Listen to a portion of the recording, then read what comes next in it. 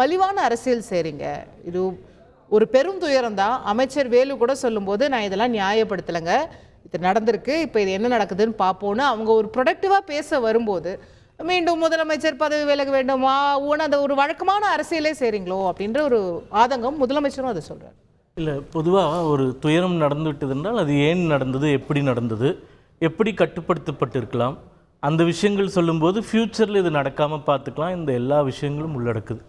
இப்போ ஆகஸ்ட் 12, 2022 முதலமைச்சர் ஸ்டாலின் அவர்கள் வந்து ரொம்ப ஃபேமஸான ஒரு டைலாக் சொன்னார். நான் வந்து சர்வாதிகாரியாக மாறுவேன் அப்படின்னு சொல்லிட்டு.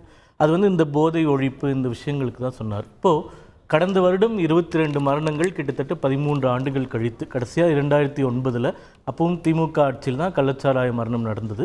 அதற்கு பிறகு 10 வருடம் அதிமுக ஆட்சியில் ஒரு சம்பவம் நடக்கவில்லை. முதல் முறையாக 14 வருடம் கழித்து நடந்தபோது பல விஷயங்களை ஸ்டாலின் அவர்கள் சொன்னார். நான் வந்து இதற்கு மேலே ஒரு அதிமுக ஆட்சியிலே நடந்திருக்கு, கையில் பட்டியல் வச்சிருக்கேன்னு இன்னைக்கு முதலமைச்சர் பேச. ஓகே, இப்போ அது இருந்தால் அவங்க சொல்லட்டும். இப்போ முதல்வர் அவர்கள் வந்து கடந்த முறை இந்த சம்பவம் நடக்கும்போது இது வந்து இனிமே தொடராது, ஒரு மரணம் கூட வராது, நான் வந்து இரும்பு கரம் கொண்டு அடக்குவேன் அப்படின்னு சொன்னார். ஸ்பெஷலாக ஒரு ஹாட்லைன் நம்பர்லாம் கொடுத்தாங்க, கள்ளச்சாராயம் விற்றால் சொல்லுங்கள் அப்படின்னு சொல்லிட்டு. இப்போ இந்த கடந்த வருடம் மே மாதம் நடந்த சம்பவம், இப்போ ஜூன் மாதம் நடந்த சம்பவம், 13 மாதங்களில் இந்த அரசு நிர்வாகம் எப்படி செயல்பட்டு கொண்டிருக்கின்றது அப்படின்றதுக்கு இன்றைக்கி ஊடகவியலாளர்கள் அங்கே போய் சொல்லக்கூடிய விஷயங்களே வந்து பொதுவாக இருக்குது. இப்போ மக்கள் வந்து என்ன நினைக்கிறாங்கன்னா, திடீர்னு ஒரு சம்பவம் நடந்துருச்சு, இதுக்கு வந்து அவங்க பொறுப்பு அப்படின்ற ஒரு தவறான பார்வையில் இருக்காங்க. இப்போ இதே கள்ளக்குறிச்சியில் வந்து ஒரு தனியார் பள்ளியில் வந்து ஒரு விரும்பத்தகாத ஒரு சம்பவம் நடந்து ஒரு மிகப்பெரிய கலவரம் நடந்தது. அப்போ அந்த மாவட்டத்தினுடைய எஸ்பியாக இருந்தவரை மாற்றி மோகன்ராஜ் என்பவரை வந்து இதே முதலமைச்சர் ஸ்டாலின் அவர்கள் வந்து நியமிக்கிறார். அவர் வந்து மிக நேர்மையான அதிகாரி என்று பெயர் பெற்றவர். சைலேந்திர பாபு அவர்கள் அப்போ டிஜிபியாக இருந்தார். அவர் ஸ்பெஷலாக இவரை வந்து ஐடென்டிஃபை பண்ணி அங்கே போட்டு அந்த கலவரமும் ஒரு சமாதான நிலைக்கு வந்து ஊர் வந்து அமைதிக்கு திரும்பின உடனே இந்த கள்ளச்சாராயத்தை நோக்கி அவர் திரும்புகிறார். ஏனென்றால் கள்ளக்குறிச்சி மாவட்டத்தில் இது மிக அதிகமாக புழக்கத்தில் கடந்த 3-4 ஆண்டுகளாக இருப்பதாக சொல்லப்படுகிறது. இப்போது இந்த ரிஷிவந்தியம், சங்கராபுரம் 2 பகுதிகளில் தான் அதிகமாக கள்ளச்சாராயம் காய்ச்சுகிறார்கள். இந்த மோகன்ராஜ் வந்து எஸ்பியாக இருந்து இது மேலே நிறைய நடவடிக்கைகள் எடுத்திருக்கிறார். அப்போது அங்கே இருக்கக்கூடிய திமுகவினுடைய அமைச்சர்கள், ஆளும் கட்சி பிரமுகர்கள் மிகப்பெரிய ப்ரெஷர் கொடுத்து அவர் வந்து இதில் நடவடிக்கை எடுக்கக்கூடாதுன்ற கம்பல்ஷன் கொடுக்கப்படுகிறது. இது வந்து ஊடகத்தில் வந்த செய்தி நான் பகிர்றேன். இப்போது அவர் என்ன பண்ணுறாரு, மேலிடத்துக்கு போய் இந்த விஷயத்தில் ஏதாச்சும் ரிலீஃப் கிடைக்குமான்னு பார்க்குறாரு. அவருக்கு எதுவுமே கிடைக்கலன்றப்போ அவர் விருப்ப ஓய்வு அளித்து விட்டு சென்று விடுகிறார். இன்று வந்து விருப்ப ஓய்வு அடித்து சென்றவர் நிம்மதியாக இருக்கிறார். ஏனென்றால் அவர் கண் பார்வையில் இந்த துயரம் நடக்கலை அப்படின்னு சொல்கிறாங்க. ஆனால் அவர் மிக வருத்தப்படுகிறார். அவர் எவ்வளவோ அரசாங்கத்துக்கிட்ட எடுத்து சொல்ல முற்பட்டும் அவரால் எதுவுமே செய்ய முடியவில்லை அப்படின்னு சொல்கிறார். அப்போது முதலமைச்சர் ஸ்டாலின் அவர்கள் சர்வாதிகாரியாக மாறுவேன் என்று சொன்னவர் இப்படி ஒரு எஸ்பியே இப்படி ஒரு நிர்பந்தத்திற்கு தள்ளப்படும் வரை அவர் என்ன செய்து கொண்டிருந்தார்? அவர் தகவலுக்கு இது போச்சா இல்லையா அப்படின்றது முதல் கேள்வி. இரண்டாவது, இன்னைக்கு நக்கீரன் இதழில் வந்து நிறைய விஷயங்கள் விரிவாக சொல்லியிருக்காங்க. இப்போது இந்த கள்ளச்சாராயம் குடித்து இறக்கவில்லை அப்படின்னு அங்கே கலெக்டராக இருந்து திரு ஷாவன்குமார் வந்து பொதுவில் வந்து பேட்டியில் சொல்கிறாரு.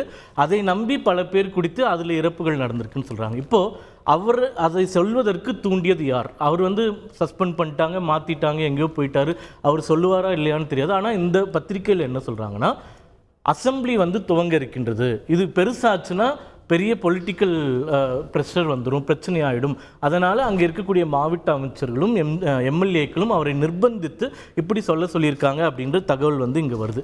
அது மட்டும் இல்லாமல் அந்த பகுதியில் நீங்கள் சில பத்திரிகைகளை கோட் பண்ணுறீங்க, சில நியூஸ் கிளிப்பிங்ஸ் எடுத்துகிட்டு வந்து இதை பாருங்கள், அந்த மாவட்ட செயலாளர், இந்த எம்எல்ஏ அப்படி இப்படின்றீங்க. இப்போ இதெல்லாமே உண்மைதான் சரிதான்றதுக்கு எந்த ஆதாரம்னா பல ஊடகவியல் அதுக்கு வந்து சிபிசிஐடி விசாரித்து நாளைக்கு சொல்லணும், யாரையாவது கைது பண்ணணும், இல்லை சிபிஐ விசாரிச்சு சொல்லணும். கேள்வி அங்கே தான் வருது. கடந்த 13 மாதங்களுக்கு முன்பு இதே மாதிரி நடந்து சிபிசிஐடி விசாரணை வைத்து இது வரைக்கும் அந்த வழக்குல என்ன நிவாரணம், அதோட ஸ்டேட்டஸ் இன்னைக்கு சொல்லிருக்காரு சிஎம், இன்னைக்கு அசெம்பிளில சொல்லிருக்காரு எத்தனை பேரை கைது பண்ணிருக்கோம், எத்தனை காவல்துறையினர் மீது நாங்க சஸ்பென்ஷன் நடவடிக்கை அதுக்கப்புறம் எடுத்திருக்கோம்னு இன்னைக்கு சொல்லிருக்காரு. அங்க போன 16 போலீஸ்மேன் நினைக்கிறேன் சஸ்பெண்ட். அது எல்லாமே கரெக்ட். இப்போ அங்க இருக்கக்கூடிய ஷபீர் அகமது முதற்கொண்டு பல வீடியோக்கள் அங்க இருக்கக்கூடிய மக்கள் இன்டர்வியூலாம் போட்டிருக்காங்க. அங்க மக்கள் சொல்லக்கூடிய ஒரே விஷயம் என்னவென்றால், பட்ட பகலில் விற்கிறார்கள் கள்ளச்சாராயம், கோர்ட்டுக்கு பக்கத்தில், போலீஸ் ஸ்டேஷனுக்கு பக்கத்தில், ஸ்கூலுக்கு பக்கத்தில், இது எல்லாருக்குமே தெரியும். நாங்கள் வந்து போய் கம்ப்ளைண்ட் கொடுத்தோம்னா அந்த கள்ளச்சாராயம் விற்கவர்கள் எங்களை கூப்பிட்டு மிரட்டுறாங்க, போலீஸ் கிட்ட இருந்து அவங்களுக்கு தகவல் போயிடுது.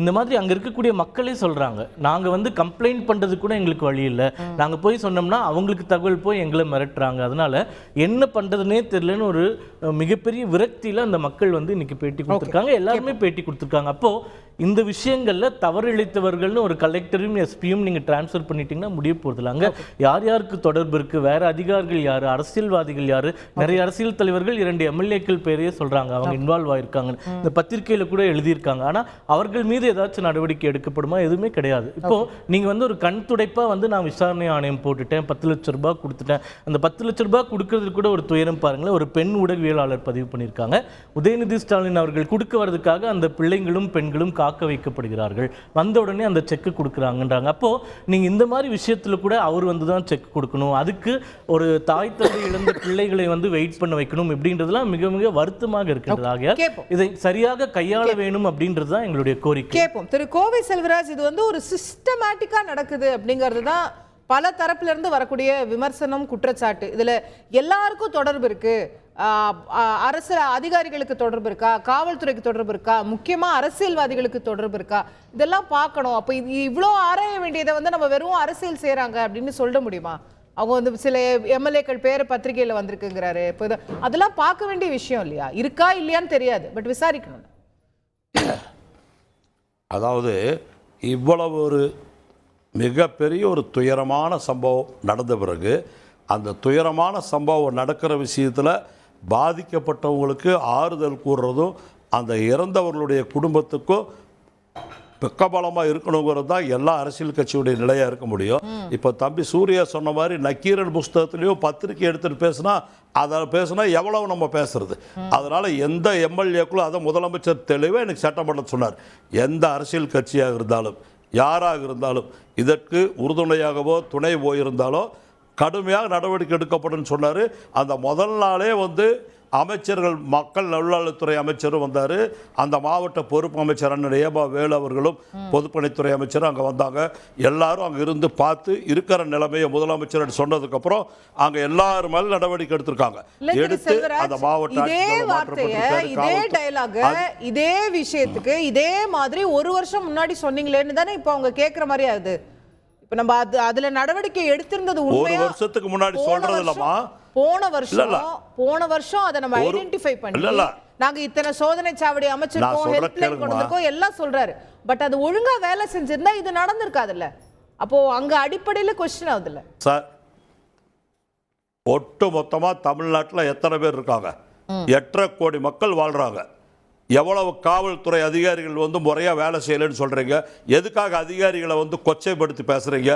இது மாதிரிலாம் தயவு செய்து பேசி தமிழ்நாட்டையும் தமிழ்நாட்டு மக்களையும் காவல்துறை அதிகாரிகளை கேவலப்படுத்தாதீங்க முதல்ல.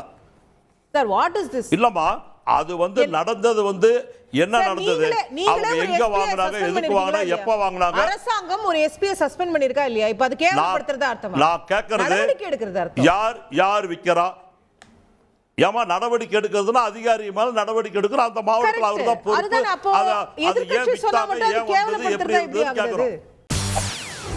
செய்திகளை உடனுக்குடன் தெரிந்து கொள்ள உடனே சப்ஸ்கிரைப் பண்ணுங்க.